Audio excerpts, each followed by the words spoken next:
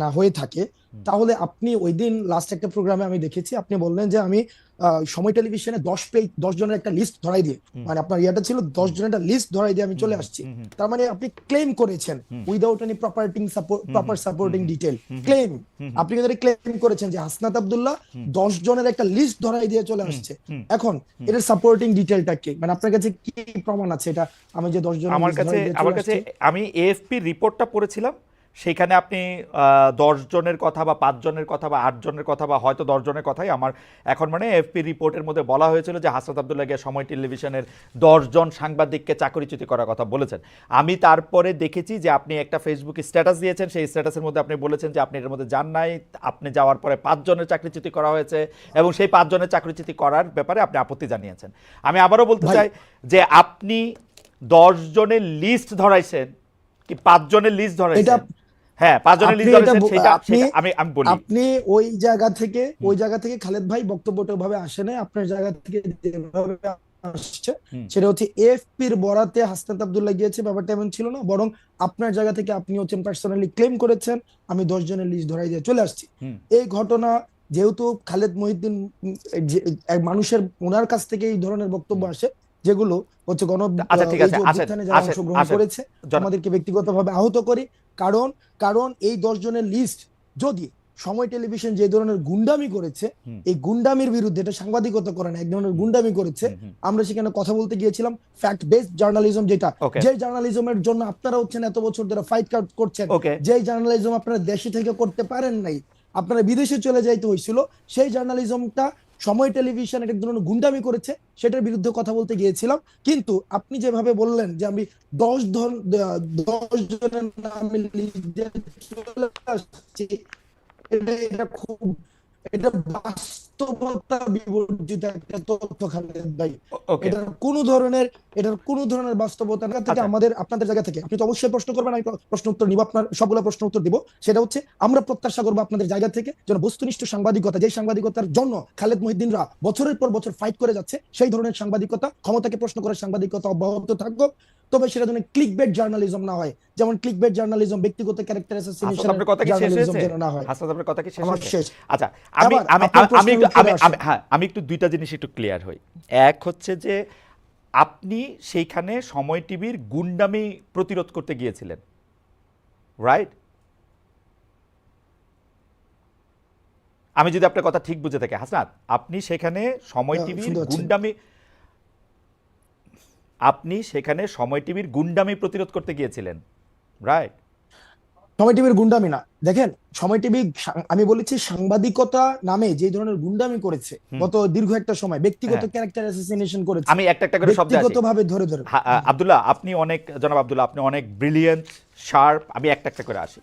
আপনি ওইখানে গিয়েছিলেন হচ্ছে সাংবাদিকতার নামে সময় টিভি যেগুলি গুন্ডামি করেছে সেগুলি প্রতিরোধ করতে না, সেই বিষয়গুলো সময় টেলিভিশনের যিনি হচ্ছেন ওখানের, আমরা পরবর্তীতে শুনেছি এটা পরিচালনা পরিষদ রয়েছে, অর্থাৎ যারা এই বিষয়গুলিকে সমাধান করতে পারবে, এটা ফ্যাক্ট বেসড জার্নালিজমের দিকে নিতে পারবে, মালিকরা। ওইটার হচ্ছে ওই যে আমাকে যেটা বলা হয়েছে যে মালিক হচ্ছে কি জানো, ভদ্রলোক হাসান সাহেব, আমি ওনার সাথে কথা বলতে গিয়েছি যে ভাই আমরা ভিডিও এভিডেন্স নিয়ে গিয়েছি, ভিডিও এভিডেন্স যে ভাই আমি কিন্তু এটা স্বীকারও করেছি, ভাই আমি এটা স্বীকারও করেছি পরবর্তীতে যে আমি গতকাল আপনার উচিত কথাও দেখেছি, গতকাল এটা আমি স্বীকারও করেছি যে আপনাদের একটা প্রপার কাউন্সিল রয়েছে, ওই যে জার্নালিস্ট কাউন্সিল, ওইটা হচ্ছে ওখানে রিপোর্ট করতে হয়। তো যেহেতু এই বিষয়টা আমি জানতাম না, আমি কিন্তু অ্যাকনলেজ করেছি যে এই প্রক্রিয়াতে আমার ভুল হয়েছে। কিন্তু কিন্তু কিন্তু সময় টেলিভিশন যে প্রক্রিয়া অব্যাহত রেখেছে, এজেন্ডা ভিত্তিক জার্নালিজম, যে আপনি দেখেন, মানে আচ্ছা আমরা সময় টিভি নিয়ে আর এত কথা বলবো না। আমি শুধু আপনাকে জানতে চাই সাংবাদিকতার নামে যে গুন্ডামি তারা করতেছিল সেইটা নিয়ে কথা বলতে আপনি সেখানে গেছেন। জনাব হাসনাত আব্দুল্লাহ, এই অ্যাসাইনমেন্টটা কি আপনি আপনারই দিছেন না কেউ আপনাকে দিছে? এই অ্যাসাইনমেন্টটা আমি নিজ থেকে এবং এই গণ অভ্যুত্থানের সময় যে সাংবাদিকদের সাথে আমাদের পরিচয় হয়েছে একটা দীর্ঘদিন, আমরা দেখেছি তারাও আপনাদের মতো করে, তারা কেউ হচ্ছে থ্রেট পেয়েছে, সাংবাদিকতা করতে পারে নাই, ফিল্টার নিউজ চালাইতে হয়েছে, ডিজিএফআই থেকে শুরু করে শৃঙ্খলা রক্ষাকারী বাহিনী যখন আইন শৃঙ্খলা রক্ষাকারী বাহিনী যখন না না না না আমাদেরকে বাধ্য করেছে বক্তব্য আপনার দিতে, আপনার ওই থেকে কিন্তু জার্নালিস্টদেরকে আমরা পেয়েছি। আপনারে কিন্তু আমি আসলে এটা এক্সপ্লেইন আপনি নিশ্চয়ই করবেন আমার প্রশ্নগুলির সাথে আমি আসি। তাহলে এই অ্যাসাইনমেন্টটা আপনি আপনাকে দিয়েছেন, মানে এটা বৈষম্য বিরোধী ছাত্র আন্দোলন না, বা আপনি বাংলাদেশের কোনো না, সাংবাদিকতা পুলিশও না, এই অ্যাসাইনমেন্টটা আপনি আপনাকে দিয়েছেন তাই তো? হ্যাঁ, এটা এটা হচ্ছে আমি আমার জায়গা থেকে দেখছি একটা দীর্ঘদিন ধরে কিভাবে বিরোধী দল এবং মানে মতকে, সরকার, প্রেস কাউন্সিল, তথ্য উপদেষ্টা তাদের বাদ দিয়ে আপনি আপনাকে এই অ্যাসাইনমেন্ট দিয়েছেন তাই তো? তাদের হ্যাঁ, সাথে আমি কথা না বলে আমি না, তাদের সাথে আমি কোনো কথা বলি নাই, না, এই তাদের এই সাথে এই কোনো কথা বলি অ্যাসাইনমেন্টের নাই। আপনার সাথে যেমন যারা করে ছিল, যেমন করে আপনার সাথে যেমন যারা করে ছিল, না যেমন যেমন করে দরকার যেমন নাই। করে ফেসিস্ট হাসিনাকে পতন করার জন্য আমরা প্রেস কাউন্সিল, ওই যে তারপর হচ্ছে ওই যে উপদেষ্টা, কিন্তু আপনারা তারপর হচ্ছে ওদের সাথে যেভাবে কথা আলোচনা বলেন নাই, করি নাই, সেইভাবেই আপনারা আমরা বলেছেন, করি নাই, ঠিক সেইভাবে একইভাবে বলেছেন, গিয়েছি। Yes, সেইভাবে বলেছেন। জি, এভাবে ধরেন গিয়েছি। ধরেন Yes. সেইভাবে আর কি কি জায়গায় আপনি যাওয়ার জন্য আগ্রহ বোধ করেন সেটাও আমরা শুনবো, পুরো আলোচনাটাতে যাই। অবশ্যই, মনে করেন যে অবশ্যই। ফেসিস্ট হাসিনা, কোনো সন্দেহ নাই হাসিনার জায়গা থেকে হাসিনা মিডিয়াকে ধ্বংস করেছে, গলা চিপে রেখেছে, এটা আমি বারবার বলতে চাই, বারবারই বলবো। কিন্তু এইটার পরে 5 মাস পরে এসে, 4.5 মাস পরে এসে হাসনাত আব্দুল্লাহর মনে হয়েছে যে সাংবাদিকতা নামক করা গুন্ডামি করতেছে, এখন হাসনাত আব্দুল্লাহ নিজে নিজেকে অ্যাসাইন করেছে ওইখানে গিয়ে তাদেরকে বলে আসতে হবে কথা, তাই তো? এবং খালেদ জি, মহিউদ্দিন বলে এটা ভুল আসতে হবে। করেছে যে 10 জনের তালিকা হাসনাত আব্দুল্লাহ ধরায় নাই। না, 5 জনের না, কথা কি বলেছে? 5 জনের কথা কি খালেদ, বলেছে? না, আমি কোন সাংবাদিক আপনি খালেদ কি ভাই, বলেছেন? আপনি কি বলেছেন? খালেদ ভাই, আপনি কি খালেদ ভাই, বলেছেন? খালেদ ভাই, পুরো পুরো প্রক্রিয়া, মানে হ্যাঁ। অর্থাৎ ওখানে যাওয়ার প্রক্রিয়াটা যেটা সাংবাদিকতা নীতি বিরুদ্ধ, বা আপনাদের একটা প্রেস কাউন্সিল আছে ভাই, এটা এটা আমি জানতাম না। ওই প্রক্রিয়া নিয়ে যদি আপনি কথা বলেন সেটাকে আমি সমর্থন জানাবো এবং আমার ভুলের জায়গাটা আমি অ্যাকনলেজ করব। কিন্তু পার্টিকুলারলি যেই জায়গায় প্রবলেমটা, যেই জায়গায় আমি আপনাকে ইস্যু ধরেছি, সেটা হচ্ছে আমারে যদি আপনি জানতে চান, প্রমাণ ছাড়া, আব্দুল্লাহ, আপনি প্রমাণ জনাব ছাড়া আব্দুল্লাহ, আপনি বলতে জনাব পারেন না আব্দুল্লাহ, যে জনাব আব্দুল্লাহ, দেখেন আমি আপনাকে সাংবাদিকতার কথা বলি। সাংবাদিকতা দুই রকম, আমি বলি আমাকে কথা বলতে দিন। হ্যাঁ বলেন খালেদ বলেন ভাই, বলেন খালেদ ভাই, বলেন কথা বলেন বলতে দিন। বলেন, শেষ করে আমাকে বললেন। কারণ খালেদ ভাই, আপনি পুরো প্রক্রিয়াতে অবশ্যই যে সবচেয়ে বড় অপরাধ করেছে তারও যথাযথ বিচার প্রক্রিয়ার মধ্য দিয়ে তার বিচার নিশ্চিত হতে হবে। আমি এটার সাথে ফুললি এগ্রিড, বিষয়টার সাথে আমি এগ্রিড না। আপনি প্রমাণ ছাড়া আপনি বলেছেন যে 10 জনের লিস্ট হাসনাত আব্দুল্লাহ ধরাই নিয়ে আসছে। আমি একজনের কোনো লিস্ট দেয় নাই। সেখানে হাসান সাহেবের সাথে কথা হয়েছে, সেখানে তারেক জিয়াকে কিভাবে হচ্ছে পার্সোনালি অ্যাটাক করা হয়েছে, 21শে আগস্ট নিয়ে ওকে কিভাবে রিপোর্ট ওকে, করা আমি হয়েছে, আমি আপনার সাথে একমত আব্দুল্লাহ। আমরা অনুষ্ঠানটা আগাই। আমি আপনার সাথে একমত যে 10 জনের লিস্ট আপনি ধরান নাই, আপনি একজনের লিস্টও ধরান নাই, একজনের লিস্টও ধরান নাই। কিন্তু আমি আমার অন মাই ডিফেন্স আমি শুধু বলে রাখতে পারি যে 2 ধরনের সাংবাদিকতা আছে, একটা হচ্ছে সাবজেক্টিভ, একটা হচ্ছে অবজেক্টিভ। আমি যখন আমার মত দেই, এটা আমার মত। এখন আপনি আমার মতরে আপনি চ্যালেঞ্জ করতে পারেন, আমার মততে আপনি আলাদাভাবে জিজ্ঞেস করতে পারেন। আমার মতের বিরুদ্ধে যখন আপনি আপনার মত দিয়েছেন, আমি এটা প্রচার করতে চেষ্টা করছি আমার জায়গা থেকে, এখন আমি এটা চেষ্টা করতেছি। আপনি তো এখানে আসছেনই, আমরা অনুষ্ঠানের মধ্যে দিয়ে সামনে দিয়ে আগাই, কারণ এটা আসলে এই কিছু কথা তো আপনার থেকে আমরা শুনতেই চাই। সেইটা হচ্ছে যে ধরেন 158 জন সমন্বয়কের মধ্যে যে আপনি আহ্বায়ক নির্বাচিত হয়েছেন, এটা কোনো, বা নির্বাচিত হয়েছেন কিনা, এটা কি প্রক্রিয়ার মধ্যে দিয়ে হয়েছে? ওকে, 158 জনের দেখেন, এই যে অভ্যুত্থান পরবর্তী সময়ে সমন্বয়ক নামে, আমরা বারবার বলেছি, সমন্বয়ক নামে বিভিন্ন জায়গায় হচ্ছে চাঁদাবাজি, তারপরে হচ্ছে বিভিন্ন জায়গায় অ্যানোমালিস ক্রিয়েট হচ্ছিল। এখন দেখেন, বিপ্লব যখন হচ্ছে গণ অভ্যুত্থানের সময় বিভিন্ন হচ্ছে কন্ট্রিবিউশনের ভিত্তিতে আমরা সমন্বয় করেছিলাম, তখন দেখা যেত কি সমন্বয় খুঁজে পাওয়া যেত না, রিস্ক নিতে চাইতো না। কিন্তু অভ্যুত্থান পরবর্তী সময়ে সবাই সমন্বয় পরিচয় বিভিন্ন জায়গায় একটা অথরিটেটিভ একটা মনোভাব নিয়ে যেতে যাচ্ছিল। তো তখন সেই জায়গা থেকে যখন কারো হচ্ছে অভিযোগ আসছে, আমি কিন্তু তাকে অ্যাকাউন্টেবিলিটির মধ্যে নিয়ে আসতে পারি না। কারণ সেই জায়গা থেকে যেন এটার একটা ফিল্টার প্রসেস হয়। আমরা এই যে 158 জন সমন্বয়ক রয়েছে, আমরা তাদের সাথে বসেছি। হয় এবার এই মিটিং 158 জন ছিল কিনা সেটা হচ্ছে একটা বিষয় না, ওই মিটিং 158 জন ছিল না, কিন্তু অধিকাংশ আমরা সেখানে মিটিং বসেছি, অধিকাংশই, যাতে করে আমরা অভ্যুত্থান পরবর্তী সময়ে এই অভ্যুত্থান প্রতি বিপ্লবের যে বিভিন্ন কথাবার্তাগুলো বিভিন্ন সময় এসেছে এবং আমরা বিভিন্ন সময় বিভিন্ন মুভমেন্ট গুলো করেছি, সেই জায়গা থেকে আমরা এটাকে একটা প্রক্রিয়ার মধ্যে নিয়ে আসার জন্য অধিকাংশের মতামতের ভিত্তিতে আমি আহ্বায়ক হয়েছি। সার্জিস হচ্ছে জুলাই অধিকাংশের মতামতের ভিত্তিতে, এটাই আমার জানা ছিল, অধিকাংশের মতামতের ভিত্তিতে, অধিকাংশ সমন্বয়কের মতামতের ভিত্তিতে, মানে আপনারা একটা ভোটাভুটি করেছেন তাই তো? না, ওইটা ভার্বালি, সেটাকে আমরা হচ্ছে প্রথমত আমরা সবাই একসাথে বসেছি, বসে আমরা একটা সিদ্ধান্ত নিয়েছি যে এই যে বিভিন্ন অভিযোগ আসছে, আমার বিরুদ্ধে অভিযোগ আসতে পারে, তখন সেটার অ্যাকাউন্টেবিলিটি প্রক্রিয়াটা কি হবে। ঠিক আছে, মানে এই প্রক্রিয়াটা আমরা বুঝছি, মানে ঘটনাটা হচ্ছে যে আহ্বায়ক পদে অধিকাংশের মানে কি বলে বাচনিক মতামতের ভিত্তিতে লিখিত কোনো কিছু না, আপনি নির্বাচিত হয়েছেন, তাই তো? হ্যাঁ, এটা ভার্বাল, বাচনিক, সুন্দর একটা শব্দ, হ্যাঁ বাচনিক। হ্যাঁ হ্যাঁ ওকে, হ্যাঁ, আপনি নির্বাচিত হয়েছেন। আর কোনো ওকে, ক্যান্ডিডেট ছিল হ্যাঁ। আহ্বায়ককে? না, আপনিই ছিলেন শুধু? না, আহ্বায়ক ক্যান্ডিডেট বলতে কি ওখানে এরকম হয় না যে 3-4 জন দাঁড়াইছিল আহ্বায়ক পদে, কয়েকজন সদস্য সচিব পদে, হ্যাঁ। বিষয়টা এমন না।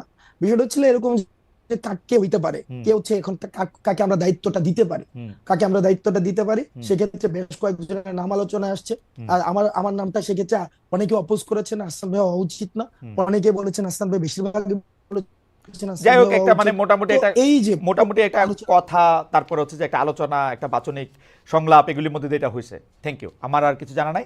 আচ্ছা, বাচনিক, হ্যাঁ, 2 নম্বর কথা হচ্ছে যে এই যে জুলাই বিপ্লবের ঘোষণাপত্র 31 ডিসেম্বর আপনারা দিবেন, এইটা নিয়ে সিদ্ধান্ত আপনারা কবে নিয়েছিলেন? কেন আমি আপনাকে এই প্রশ্ন করতেছি যে এইটা নিয়ে সরকারের সঙ্গে আপনারা আলোচনা করছিলেন? কারণ আমরা দেখছি যে আপনারা যখনই জুলাই ঘোষণাপত্রের ঘোষণা দিলেন, জুলাই বিপ্লবের ঘোষণাপত্র করবেন, এটা করবেন, তখন সঙ্গে সঙ্গেই প্রেস সচিব, প্রায় সঙ্গে সঙ্গেই সরকারের প্রেস সচিব বলছে জুলাই বিপ্লব ঘোষণাপত্রের সঙ্গে সরকারের কোনো সম্পর্ক নেই, আপনার নিশ্চয়ই মনে থাকবে। 2 দিন পরে আবার তারা বলছে যে ঘোষণাপত্র বিষয়ে সরকারের মানে মানে এই ঘোষণাপত্র দিবে হচ্ছে সরকার, তাই না? আমরা আপনার কাছে জি। জানতে চাই যে এই আলাপটা আপনারা সরকারের সঙ্গে করছিলেন কিনা, সিদ্ধান্তটা কবে নিলেন যে জুলাই বিপ্লবের একটা ঘোষণাপত্র দিবেন?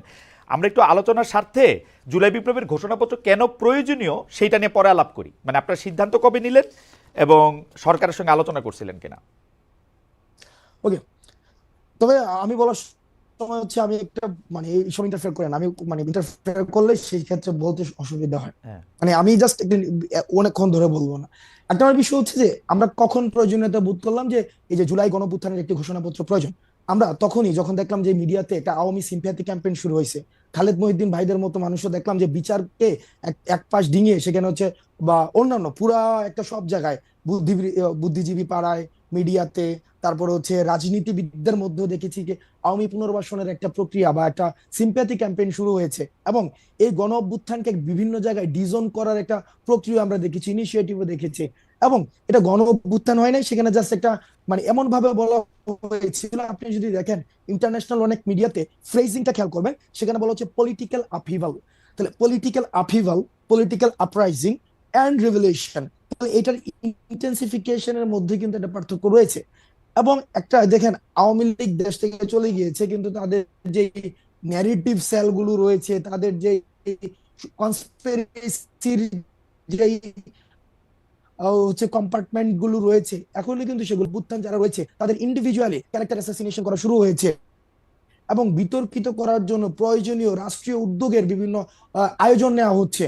এবং যে স্বপ্ন নিয়ে, যে লক্ষ্য নিয়ে এই জুলাই গণঅভ্যুত্থানটি হয়েছে, একটি বড় একটি সামগ্রিক রাষ্ট্রীয় পরিবর্তনের জন্য, সেই জায়গায় কিন্তু বিঘ্নিত দেওয়া হচ্ছে। সেজন্য আমরা চেয়েছি এটার একটি অ্যাকনোলেজমেন্ট যে এই জুলাই গণঅভ্যুত্থান সকল, আমরা বলছি না যে শুধুমাত্র বৈষম্যবিরোধী ছাত্র আন্দোলন করেছে, নো, বৈষম্যবিরোধী ছাত্র আন্দোলনের নেতৃত্বে সকল ফেসিবাদ বিরোধী যে সরকারের সাথে রাজনৈতিক আলোচনা দলগুলো করেছিলেন রয়েছে কিনা? সবার, না, আমরা সরকারের সাথে আলোচনা করে নাই। ওই সরকারের সাথে আলোচনা করে তো মাঠ থেকে সিদ্ধান্ত হয় নাই। মাঠ আগে সিদ্ধান্ত নেয়, মানুষ আগে সিদ্ধান্ত নেয়। সেই মাঠের সিদ্ধান্তের সিদ্ধান্তটা কে আগে বুঝতে হচ্ছে, পারলো? জনাব হাসনাত আব্দুল্লাহ আগে বুঝতে পারলেন কিভাবে মাঠের সিদ্ধান্তটা? দেখেন, মাঠের আমরা সিদ্ধান্তটা আমরা বুঝতে পারলেন যে খালেদ আমরা মহিউদ্দিন দেখেছি আওয়ামী মানে, লীগের পুনর্বাসন করতেছেন, তখন আপনার সিদ্ধান্ত নিলেন যে না, এখন এটা জুলাই ঘোষণাপত্র না, দরকার। খালেদ খালেদ মহিউদ্দিন, না, না, খালেদ মহিউদ্দিন আওয়ামী লীগের পুনর্বাসন করতেছে না। খালেদ মহিউদ্দিনকে এখানে চলে ম্যাটাফোরিক একটা বিষয়, অর্থাৎ বলতে চাচ্ছি যে একটা মিডিয়া পাড়ায় সব জায়গায়, সব ক্ষেত্রে, মানে সব স্ট্রটাতে আপনি রাষ্ট্রীয় দেখেন স্টেট মেকানিজমের মধ্যে মধ্যে কোনো একটি জায়গায় নির্দিষ্ট একটি জায়গায় দেখেন সেখানে আওয়ামী লীগীকরণ বা আওয়ামী, এই যে আওয়ামী একটি কাঠামো, এই কাঠামো মুক্ত কিন্তু আমরা করতে পারি নাই। সেটা হচ্ছে আমাদের জন্য দুর্ভাগ্য, এটা আমরা পারি নাই, এটা মেনে নিতে হবে, এটা রিয়েলিটি, ওকে, আমরা এটা মেনে নিছি। আচ্ছা, সেই জায়গা থেকে আমরা আলোচনাটা যেহেতু বড় না পারি নাই, করি। কিন্তু আমাদের এই জনাব আব্দুল্লাহ, অভ্যুত্থানের আলোচনাটা বড় না করি। অর্থাৎ সরকারের সঙ্গে আপনারা আলোচনা করেন নাই, আপনারা এটার একটা প্রয়োজনীয়তা বুঝতে পারছেন, যেহেতু আওয়ামী লীগের পুনর্বাসন বা আওয়ামীকরণের জায়গাটা থেকে আপনি এটাকে মুক্ত করতে চাইছেন, তাই তো? তো সরকারের সাথে আলোচনা তবে করেন নাই। তবে তবে তবে এই জায়গায় যে রাজনৈতিক দলগুলো রয়েছে, হ্যাঁ। যারা হচ্ছে আমাদের পূর্বসূরি, হুম। তাদেরই ইনিশিয়েটিভটা নেওয়ার প্রয়োজন ছিল। অনেক রাজনৈতিক দল দল রয়েছে যারা ফেসিবাদের বিরুদ্ধে একটা দীর্ঘ সময় হুম। অত্যাচার নির্যাতনের মধ্য দিয়ে গিয়েছে, বিএনপি ছিল, জামাত ছিল, ওইটা উদ্যোগটা তাদের কাছ থেকে আসা উচিত ছিল। যেহেতু এই উদ্যোগগুলো আসেনি, সেই আপনারা কারণে কবে আমরা সিদ্ধান্ত মাঠের নিলেন যে প্রয়োজনে মানুষের, আপনারা কবে সিদ্ধান্ত নিলেন যে এটা 31 তারিখে এটা আপনারা দিতে চান?